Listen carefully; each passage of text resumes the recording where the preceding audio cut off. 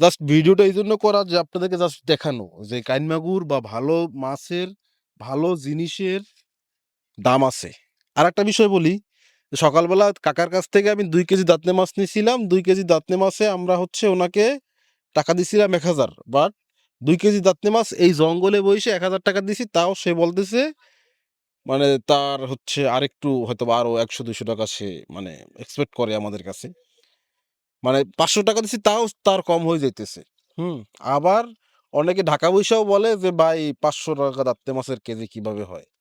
আসলে ভালো মালের, ভালো জিনিসের দাম সবখানে। সেটা আপনি নদীর ভিতরে হন, জঙ্গলে হন আর শহরে হন, সবখানেই দাম আছে। তো কাকা ঠিক আছে তাইলে। ধন্যবাদ কষ্ট করে মাছ ধরছেন।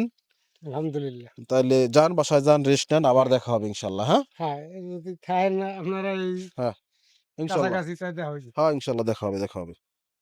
তো আমরা হচ্ছে এবারে যেটা করব, কাকা তো চলে যাবে আর আমরা জঙ্গলের ভিতরে যাবো। কারণ এখানে প্রচন্ড পরিমাণে রোদ, অসহ্য রোদ। আসলে এখানে বেশিক্ষণ থাকা যায় না। তো আমরা এখন কাইন্নাগুরটাকে নিয়ে আবার প্রসেসিং শুরু করব। যে কারণে একটু সেফ জায়গায় যাবো। চলুন দেখা যাক কোথায় যাওয়া যায়।